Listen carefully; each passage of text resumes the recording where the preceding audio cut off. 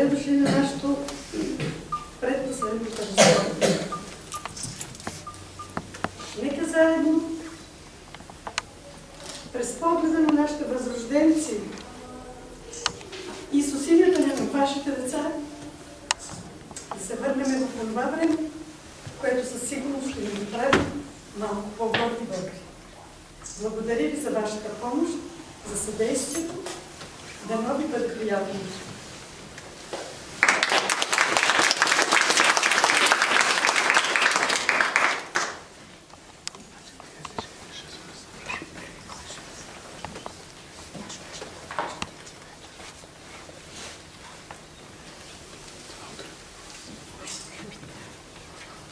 Аз съм посветил себе си на Отечеството, да му служа до смърт и да работя по народната воля. Ако спечеля, печели цял народ. Ако загубя, губя само себе си. Времето е в нас и ние сме във времето.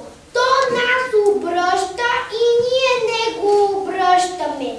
Да бъдем равни с другите европейски народи е наш дълг и зависи от нас.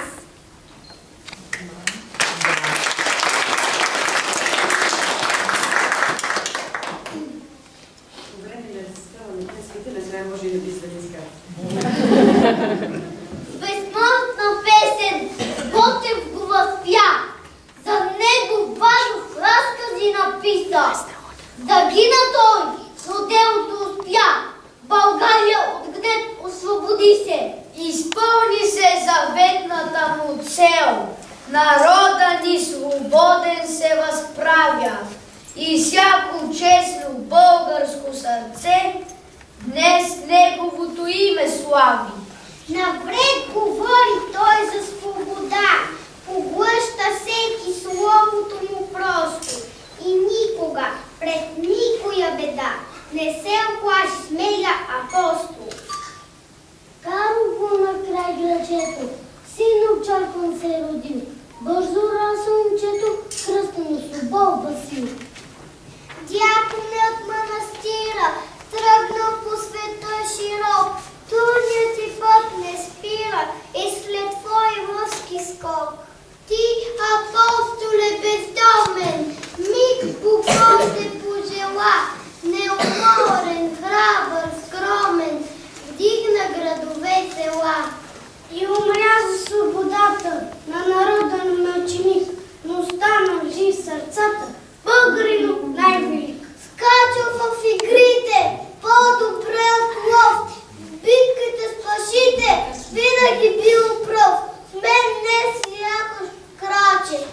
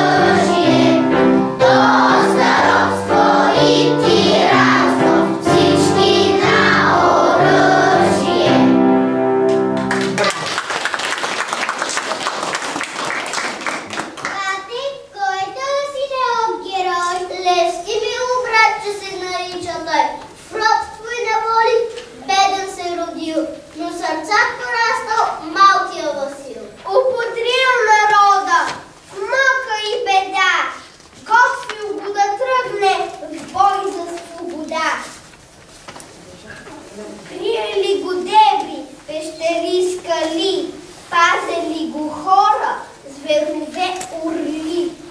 Братле, расти ми, бързо порасти, смелостта на Левски да добиеш ти. На смелчага плаче всеки столва път, смелите сакети утре ще летят.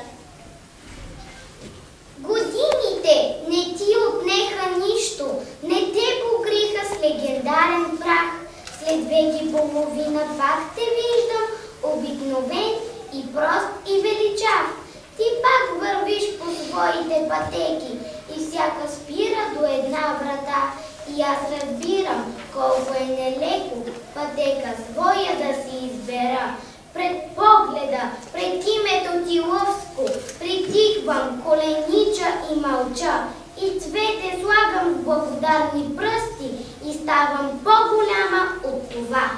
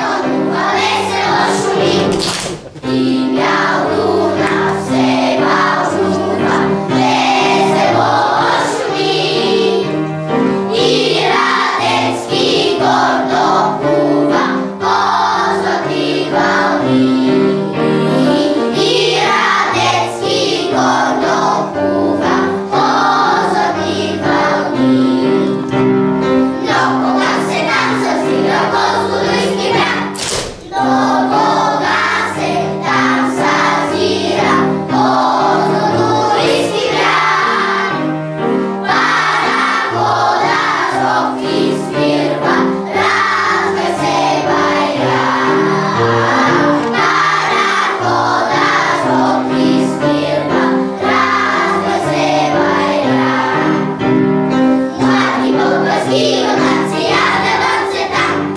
Лади Бога,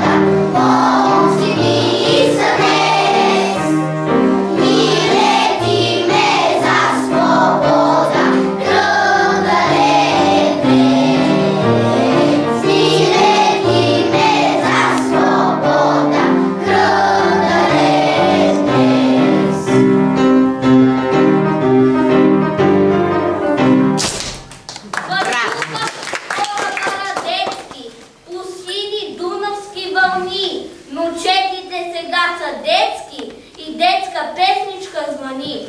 А знай аз, било отдавна на две очи поставил длан на тоя кораб с чета славна, бил Христо Ботев капитан. Преминал с нея той през Дунав и спрял край своята река, земята родна да целуне, тъй както майчина ръка.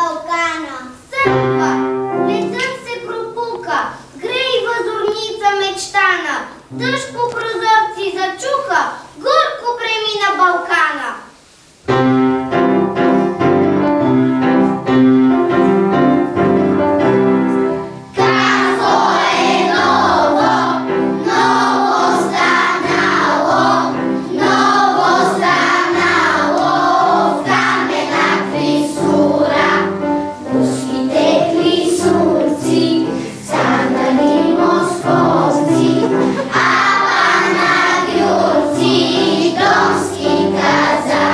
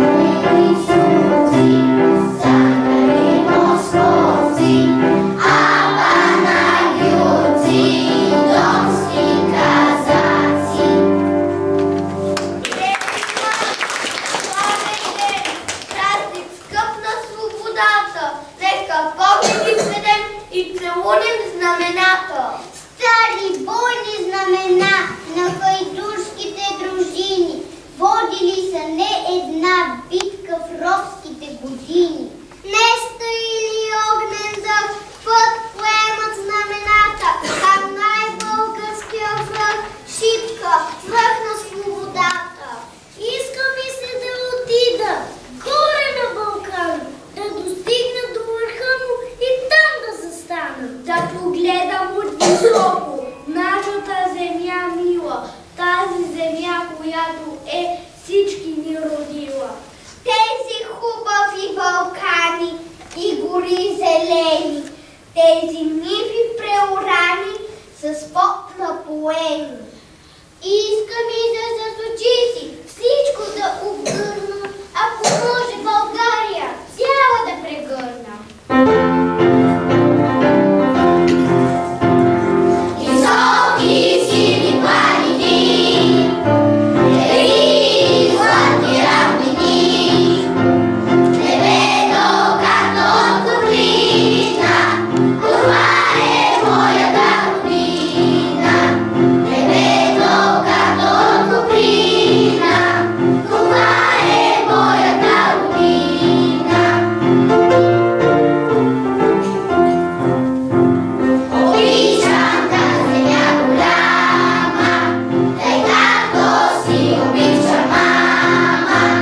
Любила ми е всяка птичка и всяка мъничка тревичка.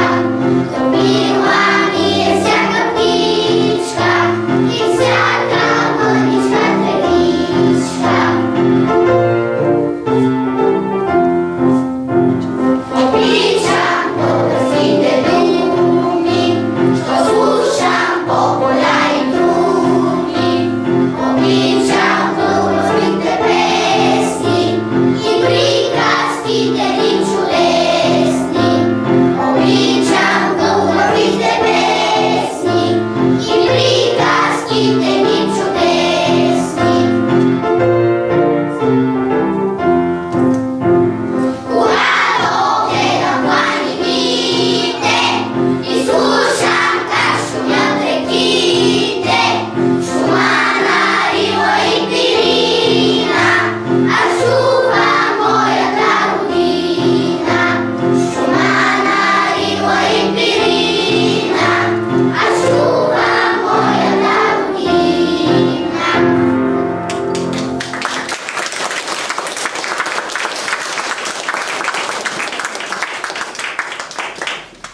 И сега госпожа Дилова иска да ви каже. Какво да кажа, аз просто нямам думи, независимо от всичко, което бях намислила да кажа. Само ви моля да аплодираме тези невероятни малки българчета. Аз много благодаря аплодисменти.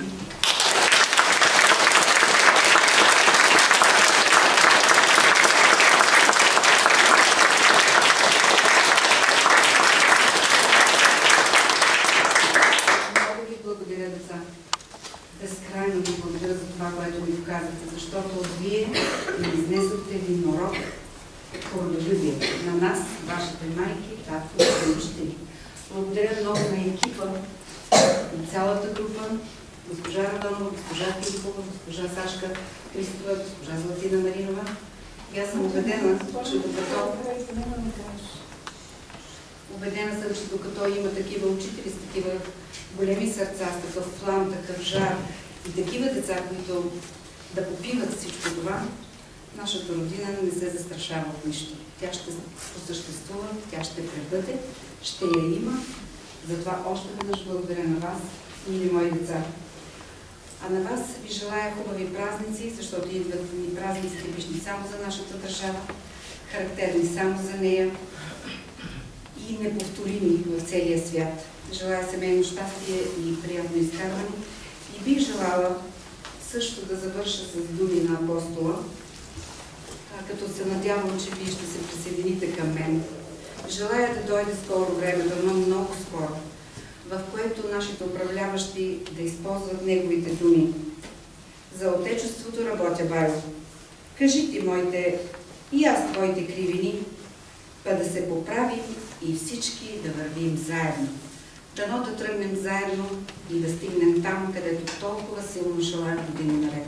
Весели празници! Благодаря за всичко. Благодаря за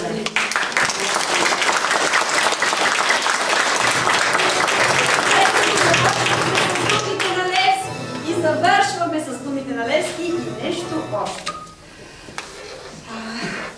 Във връзка с това невероятно представяне на нашите дечица, с тази невероятна подготовка, която те положиха, която от толкова дълго време работиха върху това, което показаха. Вие видяхте невероятен език, невероятно правилно произношение, невероятни изрази, средства и емоции, дикция на деца на такава малка възраст. Това мисля, че с години назад не съм виждала. И затова още веднъж благодаря. И имаме една малка изненада, да приемем, че е подарък за нашите дечица. Предложение имаме от военния канал да бъде направен репортаж с нашите деца утре между 2 и 4 на тема празника 3 марта. Аз се съгласих принципно, но ще моля и очаквам и вашето мнение, тъй като такъв е закона. Вие ще трябва да изразите своето желание и своето одобрение и вашето разрешение това да се случи утре писмено на списъците, които колегите ще сложат тази вечер и утре сутринта. А това се надявам да бъде една награда за нашите невероятни момичета, момчета и техните учители. Благодаря ви, целувам ви горещо, вие бяхте невероятни.